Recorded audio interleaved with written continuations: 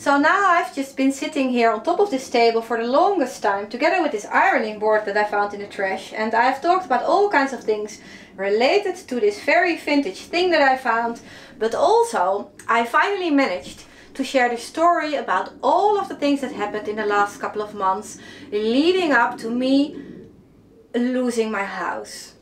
And this is a very difficult story to tell. And I've tried filming this video for a number of times without succeeding at it because I just couldn't find the right words. But just now I did. So right now I feel a tremendous amount of relief because I've managed to just talk about it in a way that, or in a way that feels right.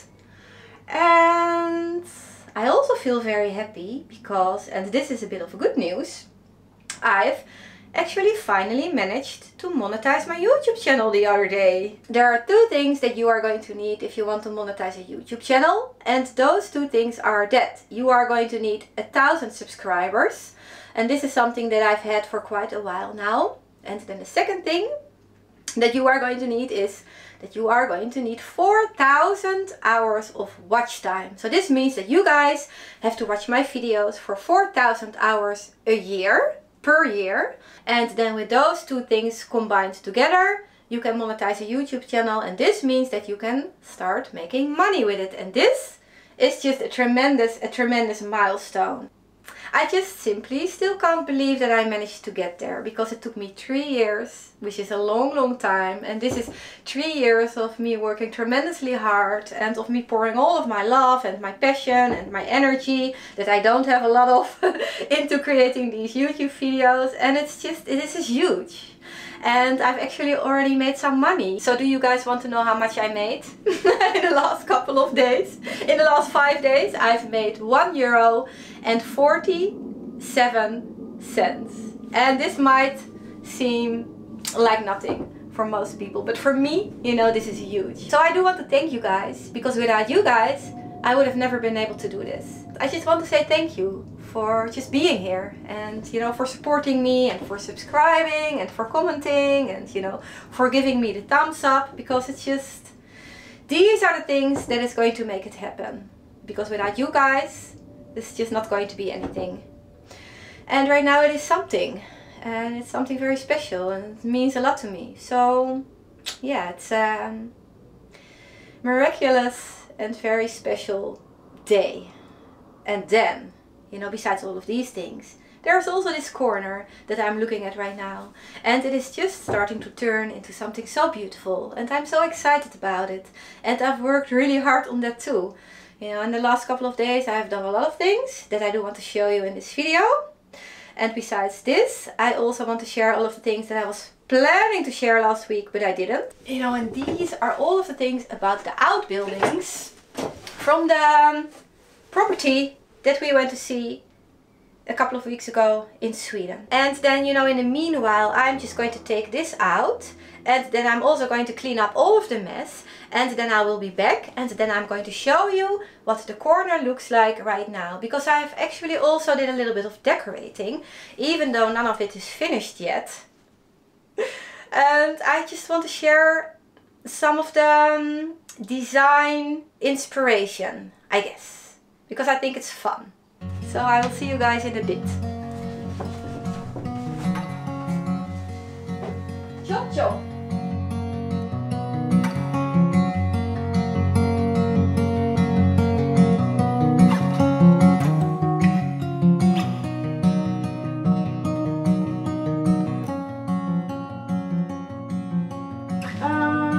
Okay, now, where was I? So you need to go that way.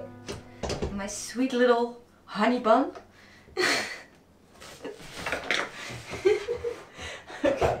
Now I need to watch my fingers and my toes, because you know, it's summer. We can't wear shoes.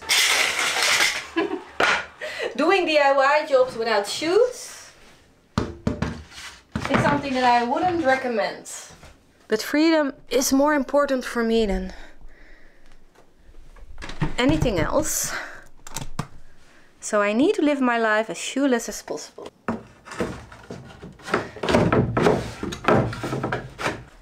Okay.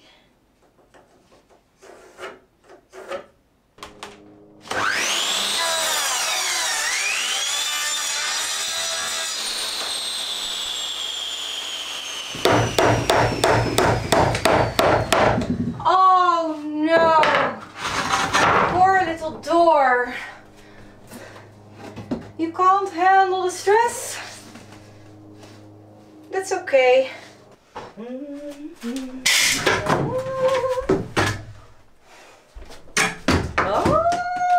Oh my god. Do you need to go somewhere else too? Oh, there goes door number 3. They just want to be together. They just don't want to be alone. You know? I get it. I completely get it. Do you want to join your little family too? Okay. Man, I really have to get into the flow of things today. Okay, so now we have the endless footage of me struggling with this wall and doing all kinds of other things. Which, you know, is terribly exciting, I know. But what's also really nice is just to go take a look at all of the outbuildings that I promised to show you last week. There's a little boat here, but it also has a hole in it. Yeah. It's just everything is just in a really, really rough shape. It's very beautiful though, but it's very, very far gone. It's just a massive project. That's also why they want to sell it, because the project was a little bit bigger than what they thought it would be. And I can imagine that if you have small children, like they have, that it's just a bit too much. You could also just take the siding off, just keep the logs like the other cabin over there, and then just insulate from the inside. Yeah, you guys, Rogier is not feeling it at all.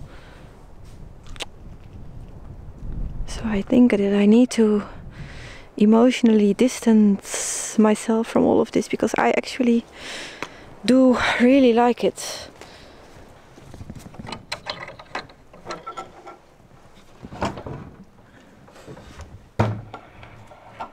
There is a safe here, but unfortunately there's no money in it.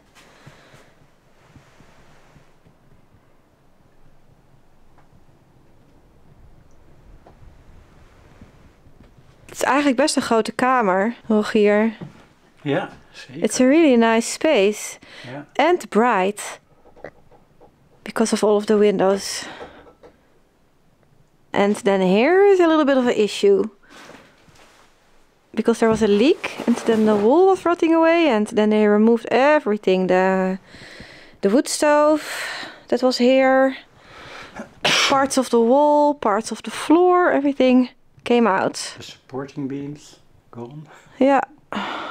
There's a really beautiful old bench over here.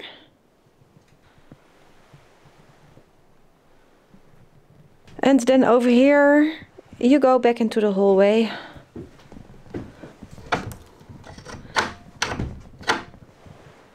Let's go upstairs.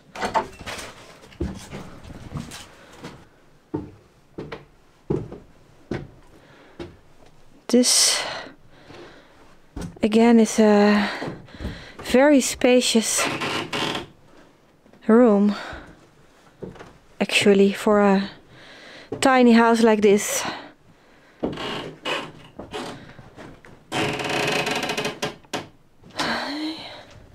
A fishing net.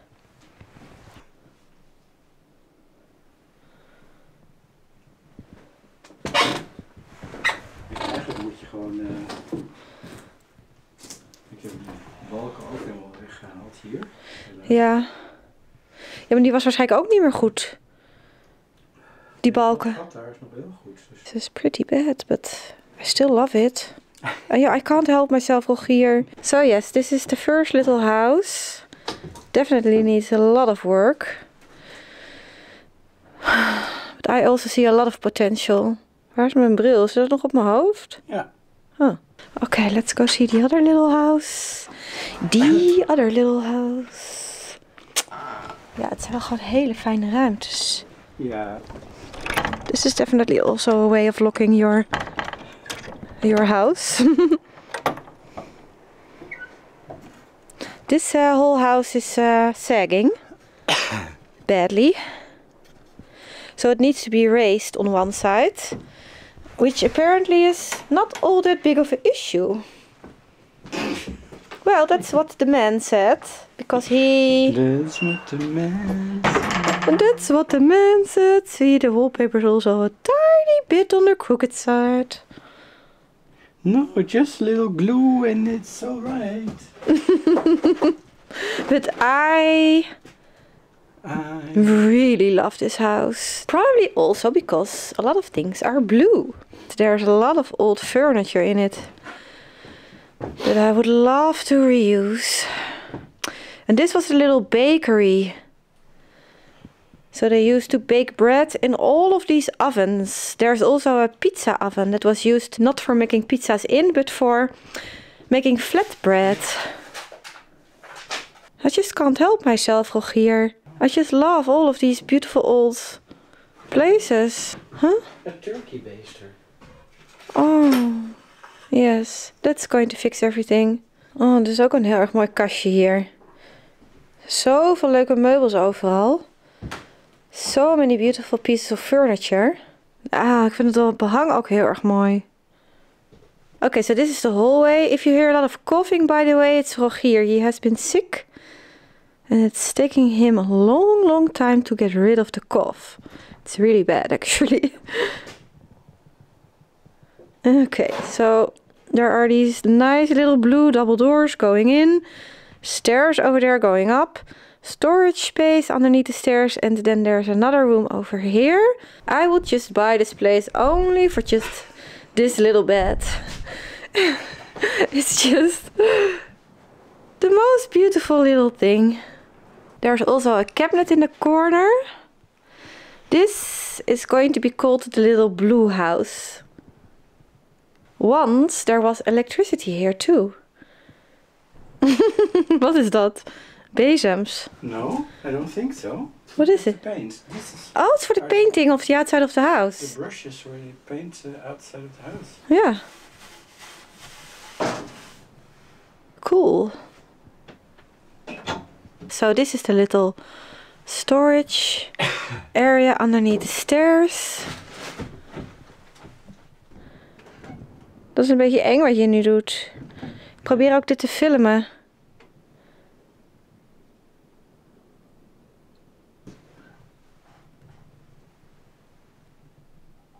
Okay, so that was the second little house. You can probably see how crooked it is when you take a look at the door. Oh, dit heb ik nog helemaal niet gezien. Dit hele stuk. A little stable, part of the stable for the pigs. This barn is a bit of a maze. And I do have to say that I prefer barns that have some bigger spaces.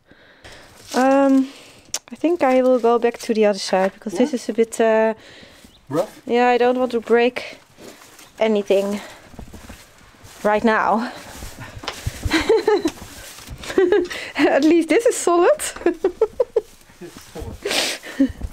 The thing is also, you know, when you are like 20, 25, 30, you have so many years to fix everything, but my elderly husband over here, it's a bit of an undertaking. I would turn the chicken coop, that's the little piece of the barn over there, into a little B&B house too. Okay. This is where the cow poo went. From up there, because that's where the cows were kept. The beams are not very happy. No. Oh yes, this is also chicken coop. This would be a really nice little B&B house though. Huh? Hier kun je echt een leuk B&B huisje van maken hoor. It's even nice and warm in here. Oh, there's another door. that goes into the cow part of the shed. So I think it's better to go maybe... Oh! Now I am scared to walk here now that I've seen the pillars underneath it. I will film this from the other side. And this is where the chickens sleep. Oh. Because they need to sleep on a little stick, you know? No, I didn't know. Everything is crooked. And broken. And broken and sagging. It's still so beautiful, but... Oh, yes, that's the outhouse. And it is for the entire family. You know, mommy, daddy, grandma, grandpa, grandbaby number 1, grandbaby number 2, and grandbaby number 2.5. And that's actually great, because in the Netherlands people usually on average get 2.5 kids. So it's perfect. And what is this for then? For all the this? toilet paper? Can you open it? Oh yes, just a little cupboard. Oh, it's adorable too. Oh, so the people that came here and went to the toilet in this space wrote their names and the dates on the wall. This was actually the farm that had the first milk machine in this area. And it was for 8 cows. Because that's how many cows they had. Oh, it's a little milk stool. That's so sweet. So a big downside for me is the slope. Because when you have people over with little children, it is actually really dangerous. Let me show you. It's actually very difficult to see.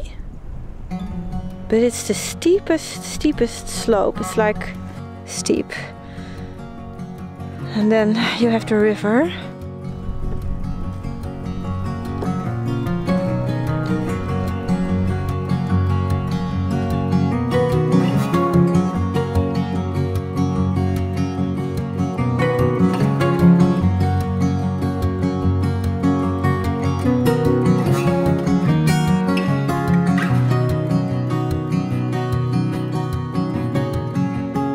And this is a little fixer-downer.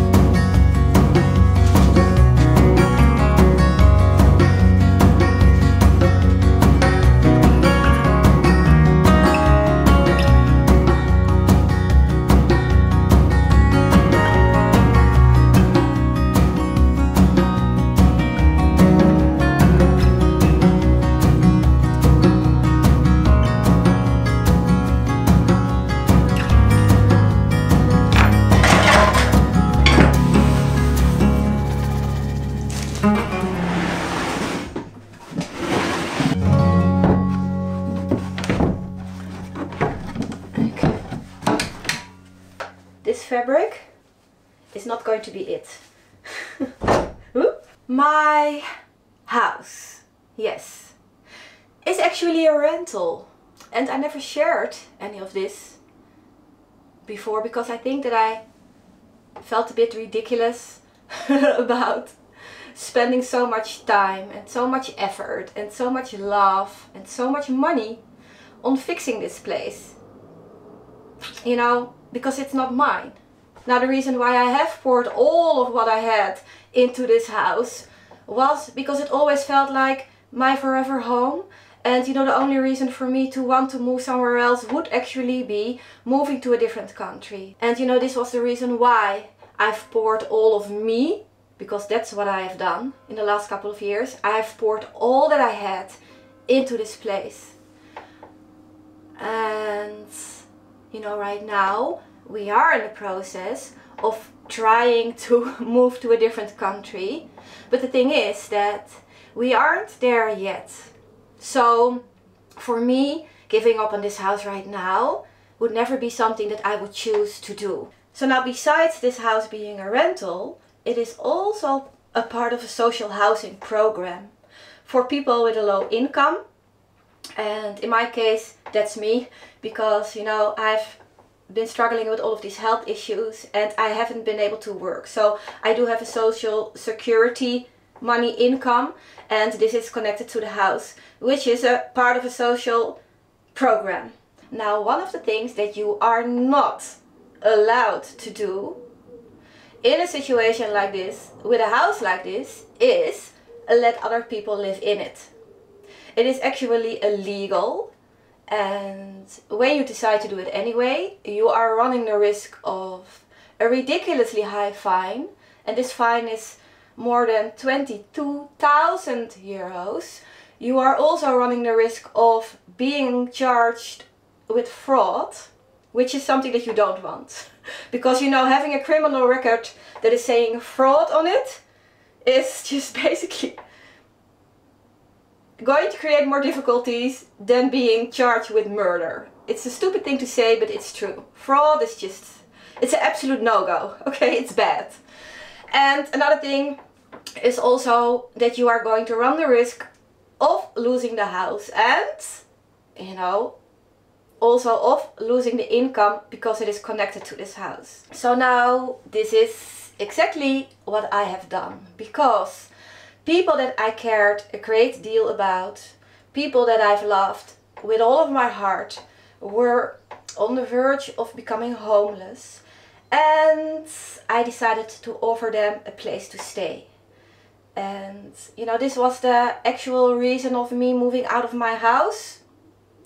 And I didn't share any of it with you guys because I was doing something illegal and I was afraid to get caught. So, you know, I've made all of these videos about me finishing as many things as possible in my house before leaving over here.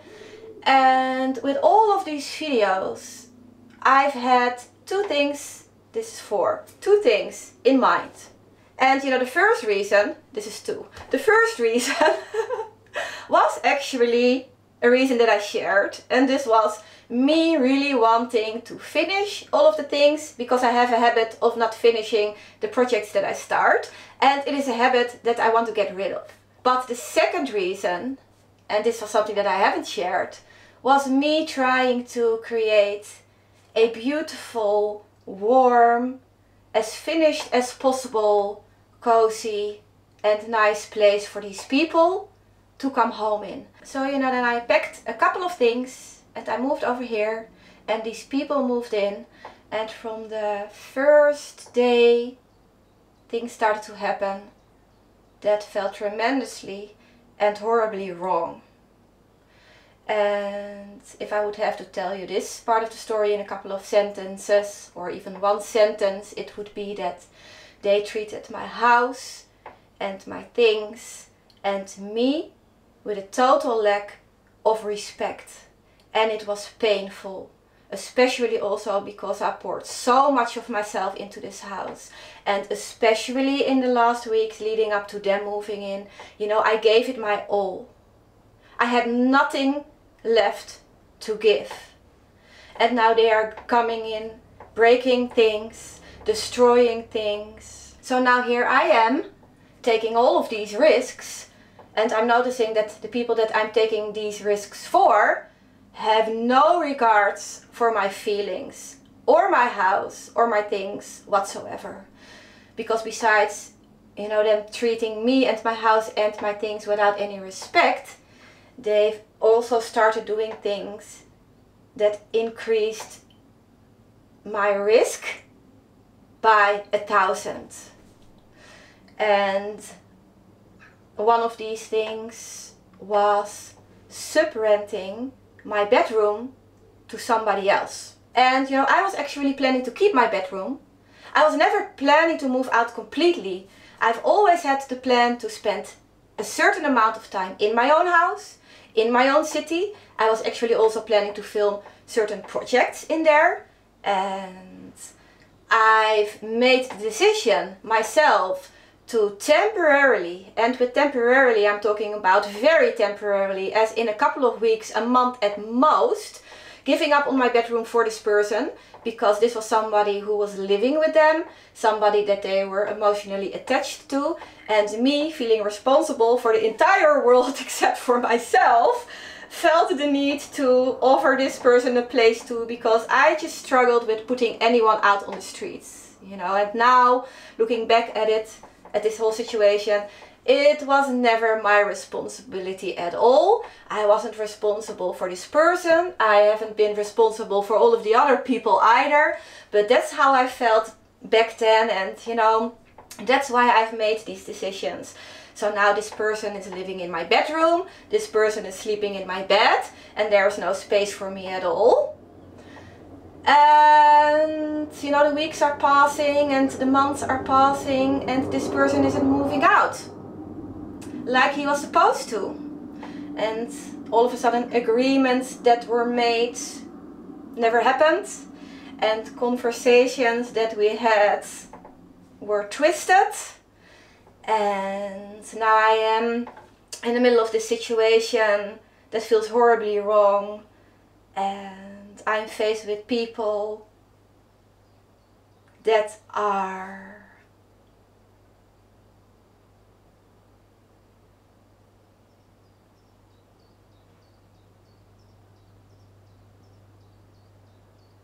I don't have the words for it. I don't have the words for what they are, because it's beyond my comprehension. The things that happened, the things that they said, the things that they did are beyond my comprehension, and beyond anything humanly possible that I would ever thought would happen to me. So you know, after that there were months of me trying to reason to all of these people.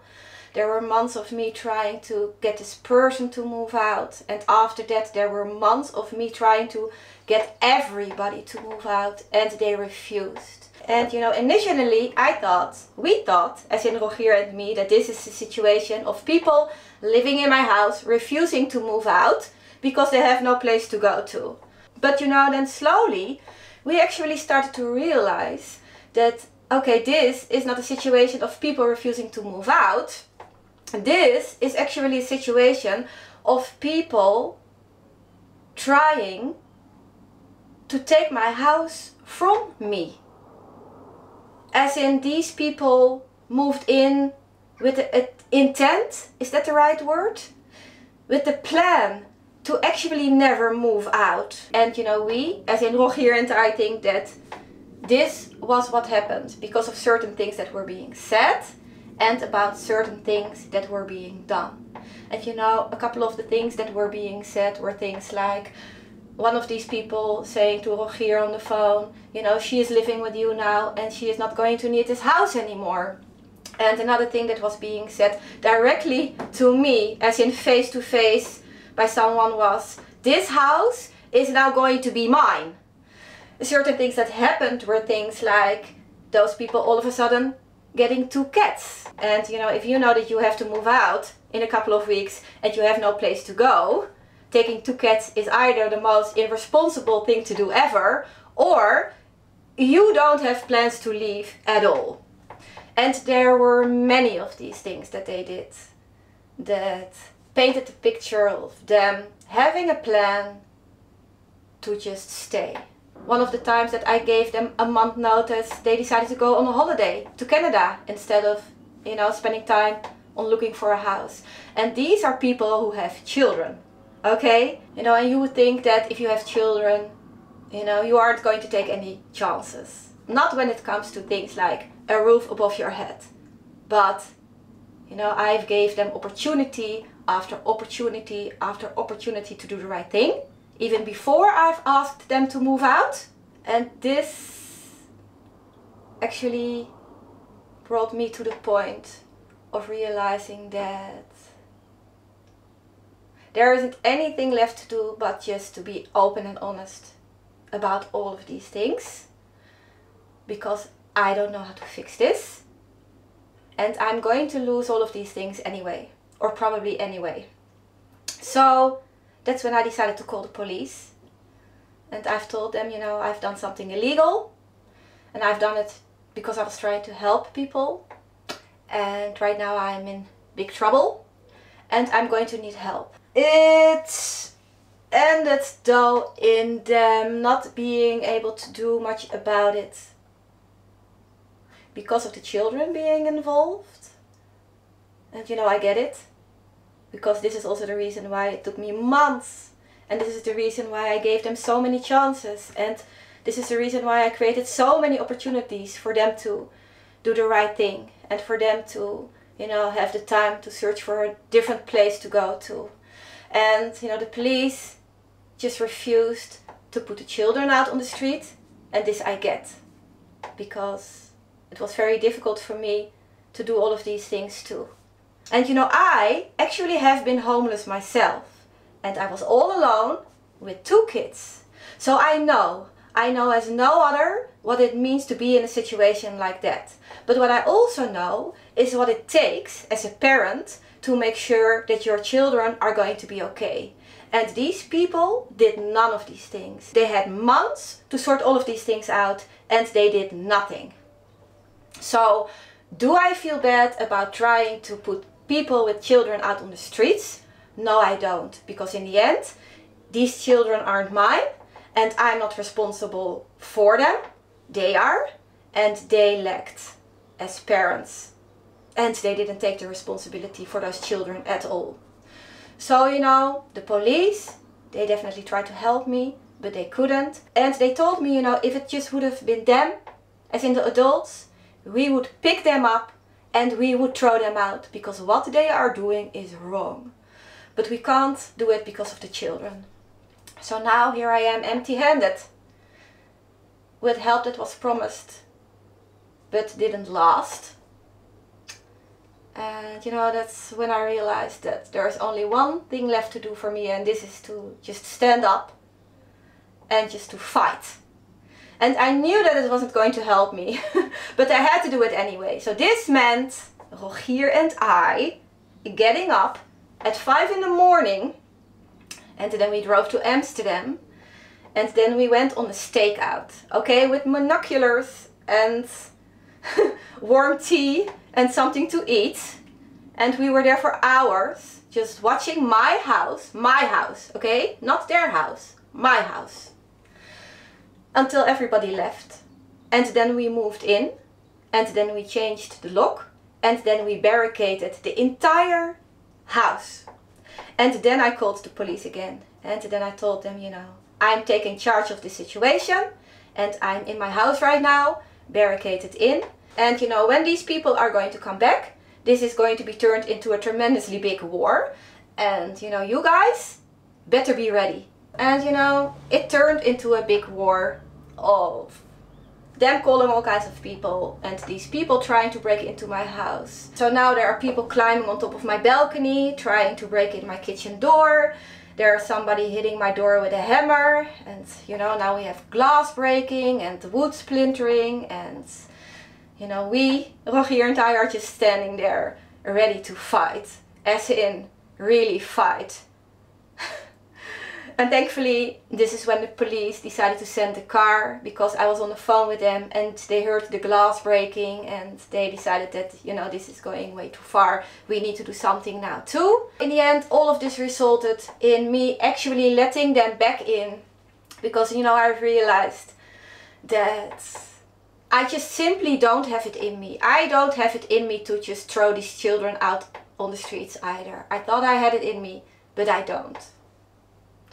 And you know, the police gave me a choice. They asked me, you know, what do you want to do? Do you want to stay in this house because you are going to, you know, be here alone because we can't help you? You know, the other choice is just letting them back in. And this is what we decided to do in the end. So we packed our things and we went home, and they moved back in. So after that I had a meeting with the housing department, and you know, they gave me 2 options too. The first option being me keeping my house, but also being responsible for getting them out, as in immediately.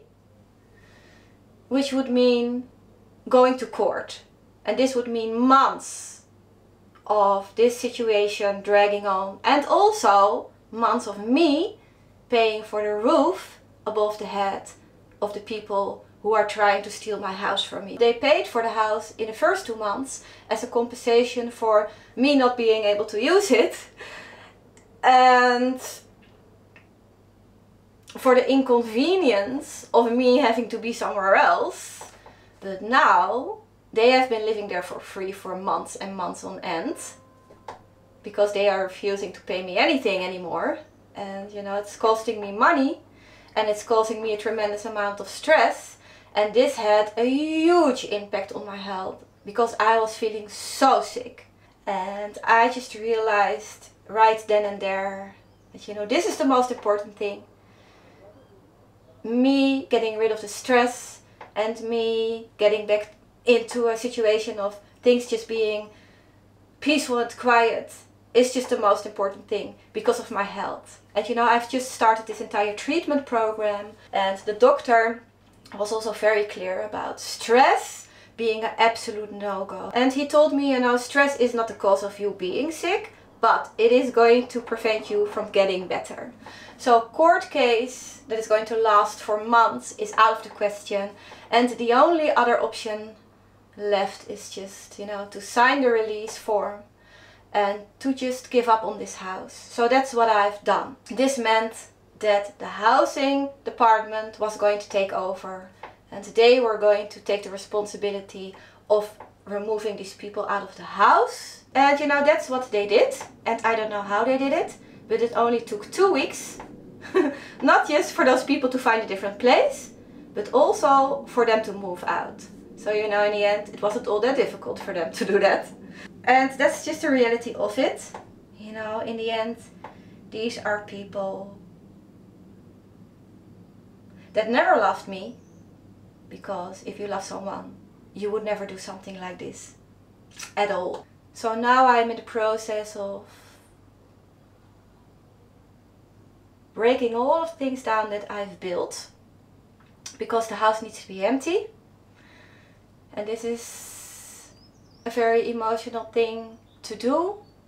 I've also spent hours and hours on moving all of the things down that they left behind, because they left the house incredibly dirty and full of all kinds of things that aren't mine.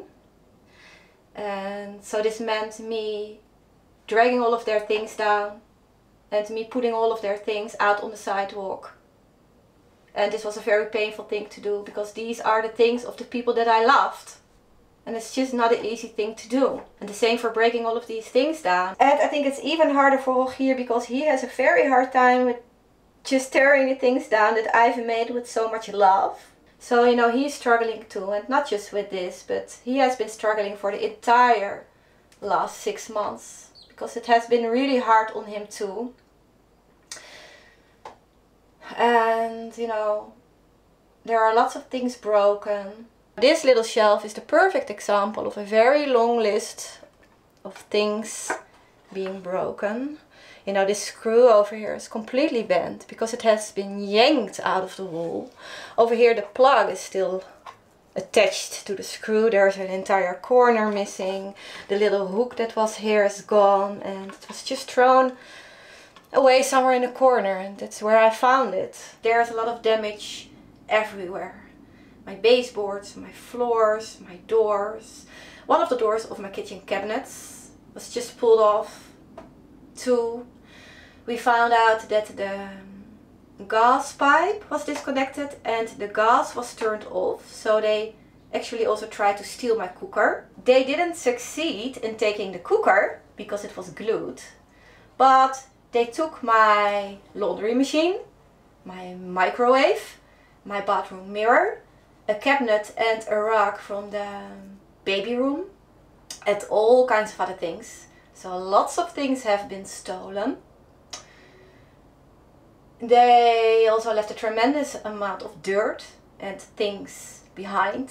Not just you know, personal things, but also a lot of garbage. Bags and bags full of garbage. Pans of rotting soup that had been there for weeks. The smell, you guys, it was just horrendously bad.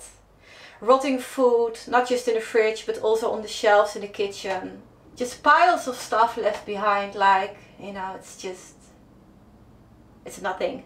So, you know, there is not just a complete lack of respect for me and my house and my things, but also for all kinds of things in general. It's shocking. It was absolutely shocking. The state of the house, you know, the way they left things behind was just absolutely shocking. So, from now on going forwards, I'm going to try to reclaim my house for the couple of weeks that I have left.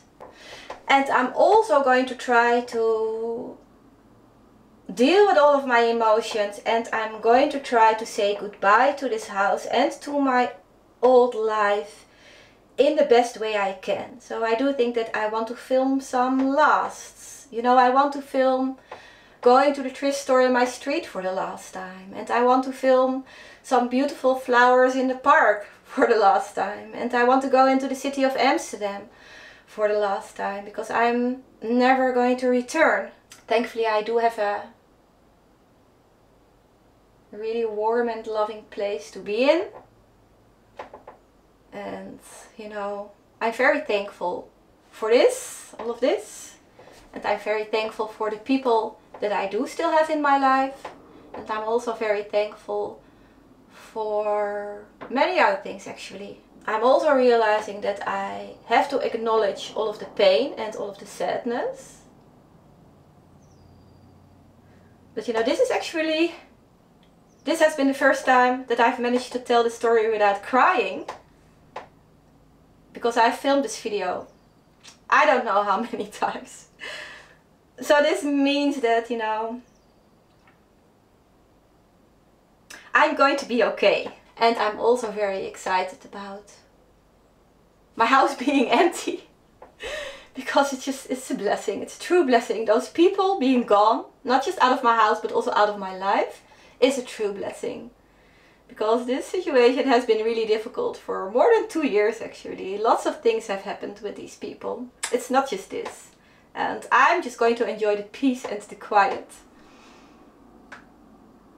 You know, and I'm also going to have to deal with lots of emotions. And one of the most difficult things is also, you know, that I'm not going to be able to see my grandchildren grow up. And I am also going to have to make some decisions about all of the baby things. Because right now there are things left in the house, and there are also things over here that are not going to be used. And you know, what am I going to do with all of these things? Because I don't believe in just keeping things for the sake of keeping things. I think that things need to be enjoyed, you know. If you have a little baby bed, there needs to be a baby in it. I have to make decisions about all kinds of things, and it's not going to be easy, but I'm going to do it, and I'm going to take you guys along. And you know, right now, I do want to show you all of the things that I've done in here, because it looks really nice and I feel very excited about it. Okay, so now, you know, the times of me going out on my bike in the middle of the night to hunt for treasures in the trash is also going to be over. And that's why I felt so excited when I was in my house tearing all of these things down that I've made, and then, you know, I looked out of the window and there it was, this beautiful, most vintage thing that I've ever found for free in the trash.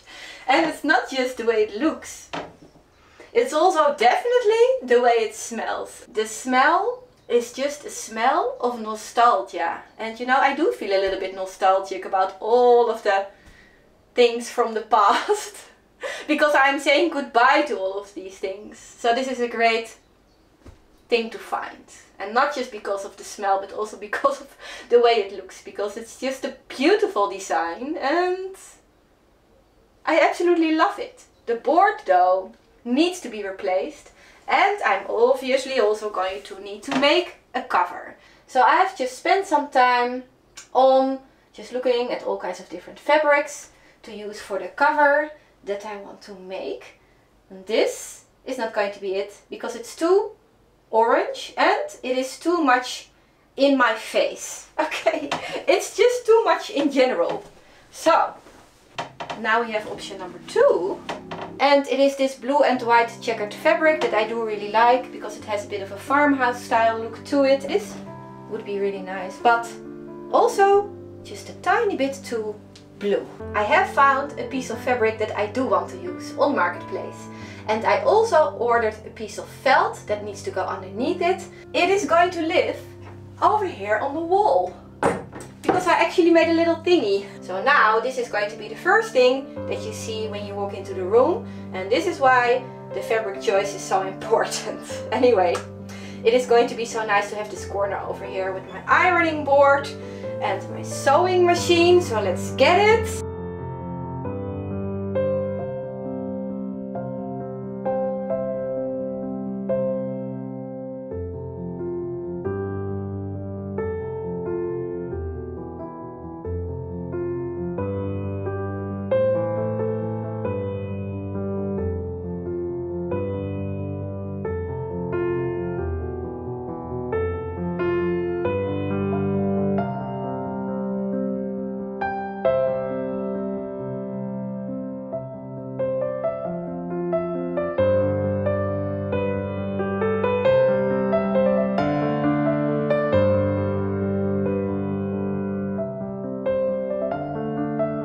And all of the things that I do want to keep, but that I don't have the space for, will go over here in the back of this cabinet, packed into boxes. And then there's going to be plenty of space left over here for all of my Etsy merchandise. And I'm also going to reuse all kinds of things that came from my home. Like these handles. These were my kitchen door handles, and right now they are here.